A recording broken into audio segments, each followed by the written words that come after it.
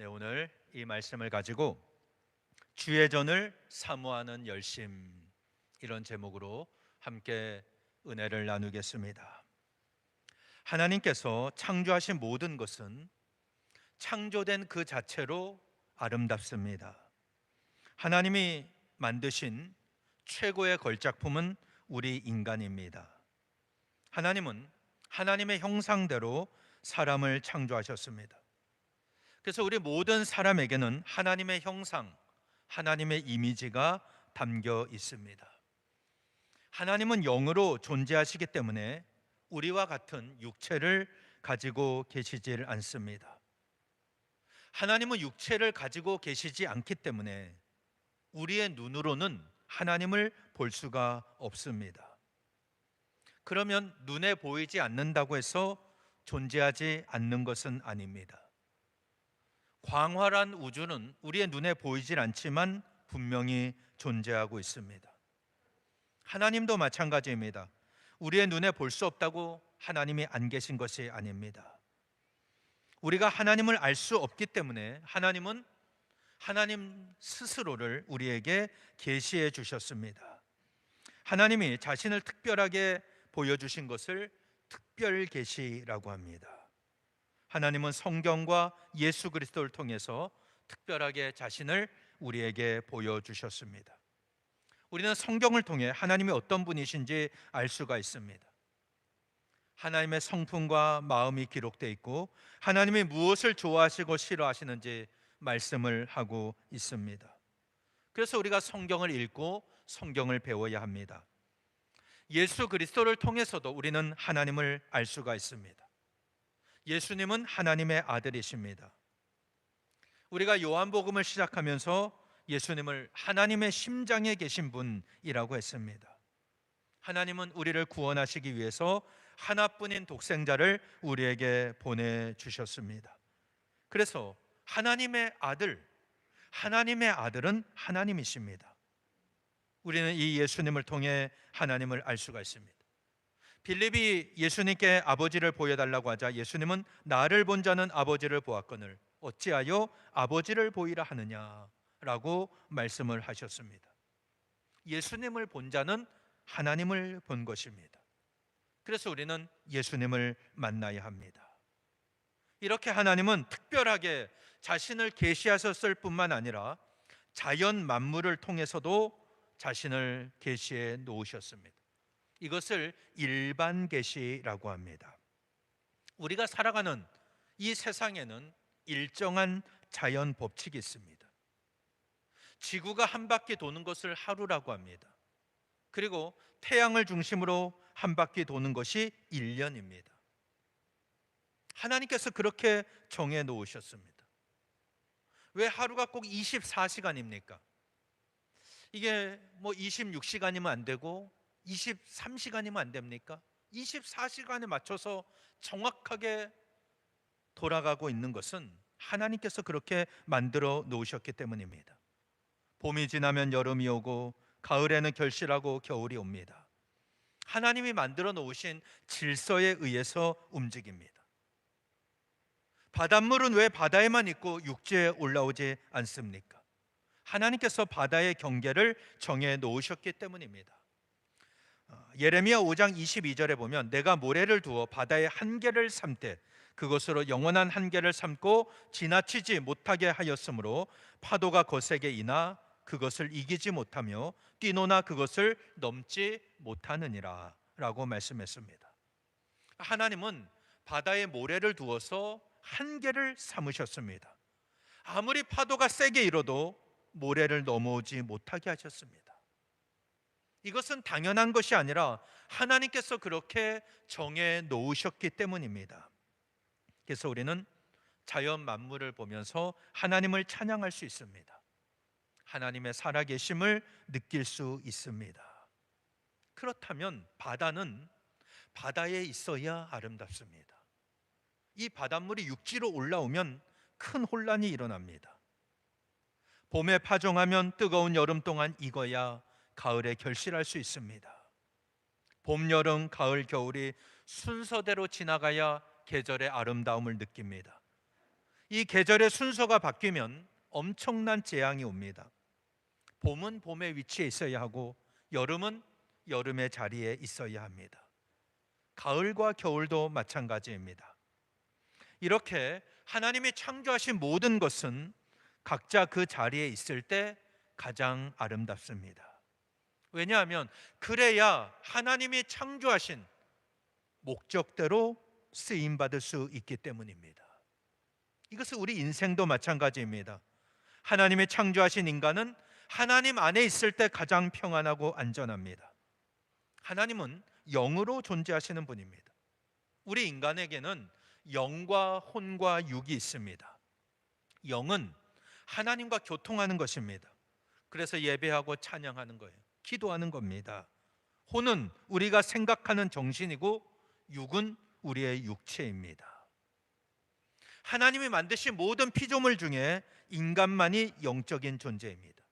하나님이 땅의 흙으로 사람을 지으시고 생기를 그 코에 불어넣으시니 사람이 생명이 되었습니다. 지난 주간에 대통령이 개를 식용으로 사용하는 걸 금지하는 것을 검토하라, 이런 지시가 있었습니다. 좀 논란이 있었죠. 우리나라는 애완동물의 천국입니다. 근데 애완동물이라는 말이 동물을 장난감으로 표현한다. 그래서 요즘은 반려동물이라고 합니다. 평생을 같이 사는 동물이다, 이런 뜻으로 사용합니다. 실제로 개나 고양이를 가족처럼 여기며 살아가는 분들이 많습니다. 그리고 연구 결과 개와 고양이와 정서적인 교감을 하면 불안, 스트레스, 맥박, 혈압에 도움이 된다, 이런 연구 조사도 있습니다. 그런데 중요한 것은 개는 개입니다. 사람이 개와 다른 것은 사람만이 하나님의 형상대로 창조됐기 때문입니다. 사람에게만 하나님의 호흡, 하나님의 생기가 들어왔습니다. 그래서 사람에게만 영이 존재하고 있어요. 그러니까 사람만이 하나님을 찬양할 수 있고 사람만이 하나님을 예배할 수 있습니다. 물론 우리가 영의 눈으로 보면 우주 만물이 다 하나님을 찬양하는 것처럼 보여요. 아름다운 꽃이 피면 야, 저 꽃이 아름다움으로 하나님의 영광을 나타내는구나, 이렇게 생각할 수 있지만 실제로 하나님을 찬양하고 예배할 수 있는 것은 우리 인간뿐입니다. 그래서 우리가 이것을 분명히 기억해야 됩니다. 나는 하나님의 형상대로 지음받은 존재이다. 그렇다면 오늘 우리에게 주어진 일은 하나님을 예배하는 거예요. 하나님을 찬양하며 살아가는 겁니다. 이게 영적인 존재이기 때문에 그렇습니다. 그런데 만약 우리가 이 영광을 잃어버리면 그때는 정말 개나 고양이 수준으로 떨어지고 맙니다. 짐승도 자기를 이뻐해주는 대상을 좋아합니다. 그런데 우리가 그 정도의 수준이라면 개나 고양이처럼 되고 마는 것입니다. 우리는 그런 존재가 아닙니다. 하나님을 예배하는 존재로 지음을 받았습니다. 이게 바로 성도의 본분입니다. 우리가 이 세상을 살아가는 목적은 하나님을 영화롭게 하기 위함입니다. 그래서 하나님은 우리의 예배를 기쁘게 받으시는 거예요. 우리가 찬양할 때 하나님은 영광을 받으십니다. 그런데 이 자리에서 이탈을 한다, 그러면 우리는 하나님께 버림을 받을 수밖에 없습니다. 우리는 하나님 안에 있어야 됩니다. 내 안에 있는 영으로 하나님을 찬양하고 예배해야 됩니다. 요한복음 15장 6절에 보면 사람이 내 안에 거하지 아니하면 가지처럼 밖에 버려져 마르나니 사람들이 그것을 모아다가 불에 던져 사르느니라 라고 말씀했습니다. 우리가 하나님 안에 거하지 아니하면 우리의 영이 말라 죽습니다. 그래서 가지처럼 밖에 버려져 마를 수밖에 없는 겁니다. 그러면 불에 던져지는 불행한 인생이 될 수밖에 없습니다. 우리 모두 하나님이 창조하신 자리, 하나님을 예배하고 하나님을 찬양하며 하나님이 주신 은혜로 날마다 승리하며 사는 저와 여러분 되시기를 바랍니다. 교회도 마찬가지입니다. 교회가 교회의 사명을 제대로 감당하지 않으면 주님께 버림을 받습니다. 교회는 무엇입니까? 교회는 그리스도의 몸입니다. 하나님이 교회의 주인이시고 예수 그리스도는 교회의 머리이십니다. 우리는 이 몸을 이루는 각 지체들입니다. 그러면 몸의 모든 기능은 머리의 지시에 의해 움직이듯이 우리가 예수님의 말씀대로 순종하고 유기적으로 하나 되어 움직일 때 하나님이 기뻐하시고 하나님이 원하시는 교회가 될 수가 있는 겁니다. 이게 성경적인 교회, 건강한 교회의 모습입니다. 그렇지 않고 교회가 사람의 뜻에 의해 움직인다, 반드시 문제가 생기게 됩니다. 그래서 우리는 교회를 위해 기도하고 교회를 위해 헌신해야 됩니다. 오늘 본문에 보면 하나님이 세우신 성전이 성전의 기능을 제대로 감당하지 못하자 예수님이 분노하시는 내용이 나옵니다. 예수님이 6월절에 예루살렘으로 올라가셨습니다. 이스라엘 모든 남자들은 1년에 3번씩 예루살렘에 가서 절기를 지켰습니다. 출애굽기 23장 14절에 보면 너는 매년 3번 내게 절기를 지킬지니라 라고 말씀하셨습니다. 그래서 이스라엘 모든 남자들은 6월절, 맥추절, 수장절 때 예루살렘에 가서 절기를 지킵니다. 그런데 다른 복음서에 보면은 예수님이 십자가를 지시려고 예루살렘에 입성하셨을 때 그 마지막 주간에 성전을 깨끗게 하신 것으로 나옵니다. 그런데 요한복음에서는 공생의 생애 초기에 성전을 정화시키는 내용이 나오고 있습니다. 예수님께서 6월절에 성전에 들어가 보시니 소와 양과 비둘기 파는 사람들이 있었습니다. 돈 바꾸는 사람들도 앉아 있었습니다. 예수님은 노끈으로 채찍을 만들어서 양과 소를 다 내쫓으시고 돈 바꾸는 사람들을 돈을 쏟으시고 상을 엎으셨습니다. 비둘기 파는 사람들에게 말씀하십니다. 이것을 여기서 가져가라. 내 아버지 집으로 장사하는 집을 만들지 말라 하셨습니다. 제자들은 이 모습을 보면서 시편 69편 9절의 말씀을 기억했습니다. 주의 전을 사모하는 열심이 나를 삼키리라. 이 말씀을 나중에야 생각하게 됩니다. 예수님이 이렇게 성전을 향해 분노하신 이유가 뭡니까? 그 당시 성전이 성전으로서의 기능을 제대로 감당하지 못했기 때문입니다. 성전의 원형은 성막입니다. 이스라엘 백성들이 출애굽하고 광야 생활할 때 하나님은 모세를 통해 성막을 짓게 하셨습니다. 하나님은 이 성막을 통해 이스라엘 백성들과 만나시고 그들의 죄를 사하여 주셨습니다. 성막 안에는 번제단이 있죠. 이스라엘 백성들이 범죄할 때마다 제물을 가지고 와서 번제를 드림으로 죄를 용서받았습니다. 지성소 안에는 언약궤가 있습니다. 그 언약궤 위에는 두 그룹이 날개를 펴서 엎드린 채 있습니다. 대제사장은 1년에 한 번씩 이스라엘 모든 백성의 죄를 가지고 그곳에 들어가 피를 뿌립니다. 하나님의 용서를 받았습니다. 하나님은 그 그룹 사이에서 말씀을 하셨습니다. 이 성막이 솔로몬 때 예루살렘 성전으로 건축됩니다. 그러니까 성막과 성전은 천막과 건물의 차이만 있을 뿐이지 그 역할은 동일합니다. 그러면 성전은 이스라엘 백성들의 죄를 사하는 역할을 해야 하고 백성들이 하나님을 만나는 역할을 해야 됩니다. 그런데 예수님 당시에 이 성전은 그 본래 기능보다 돈벌이의 수단이 되고 말았던 것입니다. 하나님 앞에 드리는 제물에는 흠이 없어야 했습니다. 그런데 멀리서 온 사람이 아무리 좋은 제물을 가지고 출발해도 예루살렘에 도착하면 흠이 생길 수밖에 없습니다. 그러면 성전에서 준비한 제물을 사서 제사를 드려야 되는데 그 값이 아주 비쌌습니다. 비싸게 제물을 팔았습니다. 여기에는 장사꾼들과 제사장들의 결탁이 있습니다. 많은 이익을 남겼습니다. 그리고 이스라엘 남자들은 절기를 지킬 뿐만 아니라 인구 조사할 때 생명의 속전을 여호와께 드려야 됐습니다. 이게 출애굽기 30장 13절에 나오는데 무릇 계수 중에 드는 자마다 성소의 세겔로 반세겔을 낼지니 한 세겔은 20게라라. 그 반세겔을 여호와께 드릴지며 이렇게 말씀합니다. 하나님이 모세에게 하신 말씀이 뭐냐면 이스라엘 자손에게 속전을 취하여 회막 봉사에 쓰라. 이것이 여호와 앞에서 이스라엘 자손의 기념이 되어서 너희 생명을 대속하리라 라고 말씀하셨습니다. 이 말씀에 근거해서 이스라엘 모든 남자들은 1년에 한 번씩 성전세를 냈습니다. 그런데 그 당시에 예수님 당시는 로마의 지배를 받을 때였습니다. 세상에서 통용되는 화폐는 데나리온입니다. 그런데 일반적으로 이 반세겔씩 내라고 했는데 반세겔은 2데나리온이었습니다. 한 데나리온은 하루 품삯입니다. 그러니까 2데나리온, 1년에 성전세로 내는 돈이 이틀치의 품삯이에요. 요즘 말로 한다면 한 20만 원에서 30만 원 그 정도 되는 금액을 모든 남자들이 성전세로 내야 됐던 것입니다. 이게 합당한 금액입니다.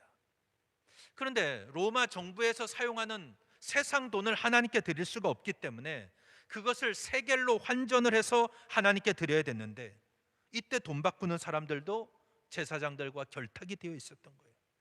그러니까 많은 수수료를 떼는 겁니다. 그러니 이 성전이 돈벌이 수단이 되고 말았습니다.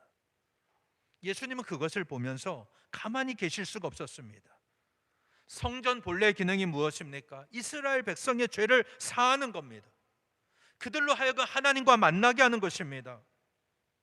생명의 속전으로 성전세를 내서 회막을 봉사하고 성전을 유지하는 데 사용하는 것이었습니다. 근데 이 기능을 제대로 하지 못하자 예수님은 분노하십니다. 양과 소를 다 내쫓으셨습니다. 돈 바꾸는 사람들의 상을 엎으셨습니다. 내 아버지의 집을 장사하는 집으로 만들지 말라 말씀하셨습니다. 예수님이 이렇게 말씀하신 것은 그냥 모른 척 하셔도 되고 나만 안 내도 되는데 왜 이렇게 하셨는가? 주의 전을 사모하는 열심이 있으셨기 때문입니다. 이것은 하나님이 세우신 성전이기 때문에 하나님의 뜻대로 쓰임받기를 원하셨던 겁니다. 그때 유대인들이 말합니다. 당신이 무슨 권세로 이런 일을 하느냐? 이 일을 할 수 있는 표적을 우리에게 보여라. 그때 예수님은 말씀하십니다. 너희가 이 성전을 헐라 내가 사흘 동안에 일으키리라. 유대인들이 말합니다. 이 성전을 짓는데 46년이나 걸렸는데 내가 3일 만에 세우겠다는 말이냐? 여기서 예수님이 말씀하신 성전은 자기의 몸을 가리켜 말씀하신 것이다. 오늘 본문 뒤에는 이렇게 기록되어 있습니다. 제자들은 나중에 예수님이 십자가에 못 박혀 죽으신 다음에 3일 만에 부활하신 후에야 이 말씀을 기억하고 예수님의 말씀을 믿을 수 있었습니다. 하나님은 성전 제사를 통해 이스라엘 백성들의 죄를 사하셨습니다. 그러니까 구약 시대 때 성전의 가장 큰 기능은 백성들의 죄를 사하는 것이었습니다. 이게 하나님이 성전을 세우신 가장 큰 목적입니다. 그러나 그 당시 예수님 당시 유대인들은 헤롯 대왕이 46년째 짓고 있는 화려한 성전, 그 외형을 자랑하고 있었습니다. 헤롯은 로마 황제가 세운 분봉왕입니다. 그는 정통 이스라엘 사람이 아니라 에돔 사람이었습니다. 그러니 유대를 통치하기에는 정통성이 부족하니까 유대인들의 환심을 살려고 그들의 성전을 크게 확장시키는 공사를 하고 있었던 겁니다. 그때 유대인들은 이 큰 성전을 보면서 자랑스러워합니다. 그런데 그 성전은 본래의 기능을 상실하고 있었던 겁니다. 예수님은 말씀하십니다. 이 성전을 헐라 내가 사흘 동안에 일으키리라. 이 말씀은 예수님은 성전이 죄사함의 기능을 감당하기를 원하셨다는 뜻입니다. 예수님이 십자가에 못 박혀 죽으셨을 때 사망 권세를 물리치고 3일 만에 부활하셨습니다. 주님이 십자가를 지심으로 우리의 모든 죄를 담당해 주신 겁니다. 그러니 이 성전의 기능이 예수님의 십자가의 죽음으로 완성이 된 거예요. 성전의 기능은 이미 예수님의 십자가 사건으로 끝난 겁니다. 완성이 됐어요. 그래서 3일 만에 부활하심으로 지금도 살아계시고 오늘 우리와 동행하고 계십니다. 그러니 성전은 예수님의 십자가와 연결이 됩니다. 이것이 하나님이 세우신 성전의 본질적인 목적입니다. 그러나 그 기능을 제대로 하지 못하자 주님께서는 분노하셨던 겁니다. 오늘 우리가 기본적으로 기억해야 될 것은 오늘 우리의 교회가 구약 시대 때 성전은 아닙니다. 이미 성전은 완성된 거예요. 성전은 예수님의 십자가로 끝났습니다. 그럼 교회는 무엇입니까? 교회는 예수 그리스도의 몸입니다. 그리고 이 건물이 아니라 성도들의 모임입니다. 우리가 모이는 그 모임이 교회예요. 그럼 이 건물은 뭐냐? 이 건물은 예배당입니다. 예배를 드리는 집입니다. 주님이 세우신 교회는 세상으로부터 구원받은 성도들이, 부름받은 성도들이 예수 그리스도의 이름으로 죄를 씻음 받은 거룩한 예배의 공동체입니다. 그래서 예배하고 찬양하는 거예요. 그리고 세상에 나가는 겁니다. 복음을 들고 세상에 나가서 전하는 공동체입니다. 그러니까 두 개예요. 크게 세상으로부터 부름받아서 모여서 함께 예배하고 찬양하는 공동체, 그리고 예배가 끝나고 세상을 향해 복음 들고 나가서 전하는 공동체. 이게 교회의 본질적인 사명입니다. 하나님이 원하시는 교회의 모습은 바로 이것입니다. 그래서 교회가 이것을 소홀히 하면 우리가 구원받은 감격과 기쁨 속에서 모여서 예배하고 찬양해야 하고 또 흩어지면 복음을 전해야 합니다. 이것을 제대로 감당할 때 하나님이 기뻐하시는 거예요. 그럼 이것을 제대로 감당하지 못하면 주님께 책망을 받을 수밖에 없다는 겁니다. 그럼 오늘 우리 교회는 하나님이 기뻐하시는 교회입니까? 교회가 교회의 본질적인 사명에 집중하지 않으면 주님은 그 교회에 채찍을 대십니다. 교회 사역에는 크게 본질적인 사역과 비본질적인 사역이 있습니다. 본질적인 사역은 예배와 전도입니다. 이것은 어떤 것과도 타협할 수가 없는 겁니다. 주님이 교회를 세우신 가장 근본적인 목적입니다. 그래서 우리는 예배해야 하고 복음을 전해야 합니다.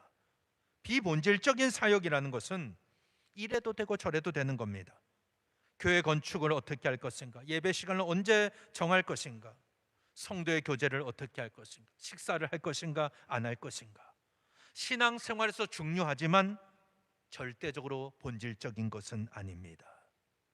근데 만약 교회가 이 본질적인 예배와 전도의 사명을 제쳐두고 비본질적인 것에 집착하여 서로 분쟁하고 다투고 싸운다면 주님은 그 교회를 향해 채찍을 드실 겁니다. 오늘 우리 교회도 마찬가지입니다. 주님이 세우신 교회가 그 목적대로 쓰임받지 못하면 결국은 버림을 받을 수밖에 없는 겁니다. 그래서 우리는 이 교회가 하나님이 기뻐하시는 교회가 되도록 기도하고 노력해야 됩니다. 교회는 가만히 있으면 안 됩니다. 무슨 말이냐면 끊임없이 교회를 무너뜨리고 교회를 넘어뜨리려는 악한 세력과의 영적인 싸움을 싸워야 됩니다. 그렇지 않고 우리는 평안하다, 아무런 문제가 없다 생각해서 가만히 있으면 반드시 사탄이 틈을 타게 되어 있습니다.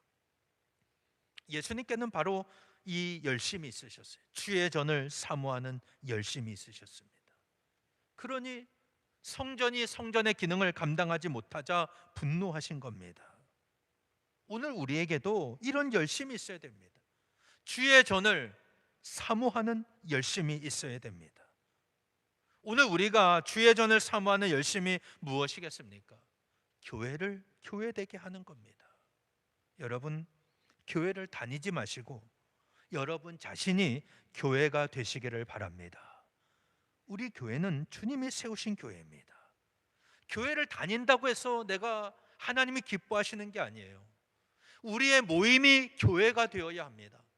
하나님을 예배하고 하나님을 찬양하는 공동체가 되어야 하는 것입니다.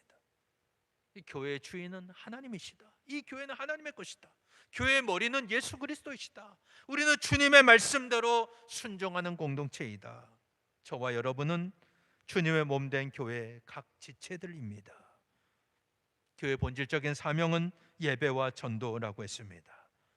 우리가 이 사명을 제대로 감당하지 않으면 주님께 책망을 받을 것입니다.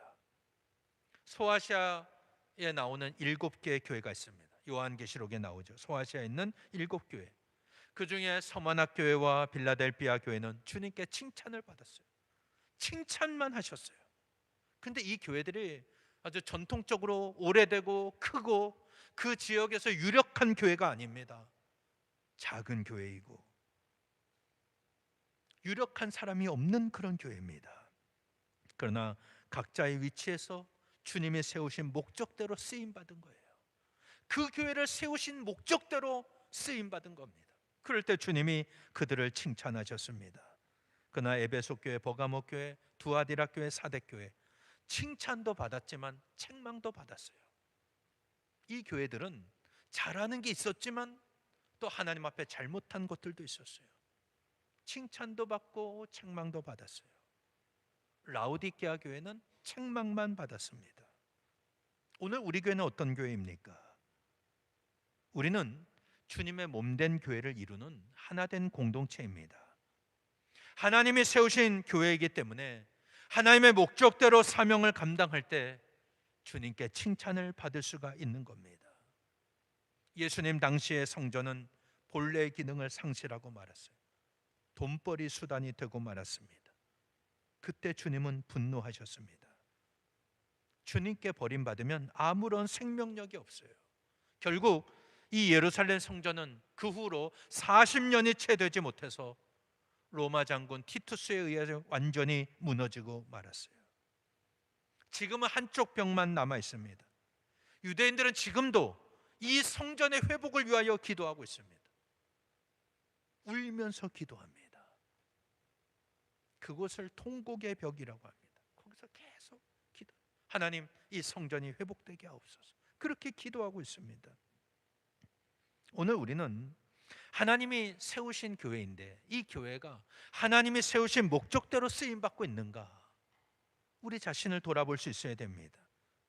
그 목적이 무엇입니까? 교회의 본질적인 기능입니다. 구원받은 하나님의 백성들이 하나님을 예배하고 찬양하는 거예요. 그리고 복음을 들고 세상에 나가는 것입니다. 이 사명을 온전히 감당하는 교회, 이 기능을 제대로 감당할 때 주님께 칭찬받는 교회가 될 줄로 믿습니다.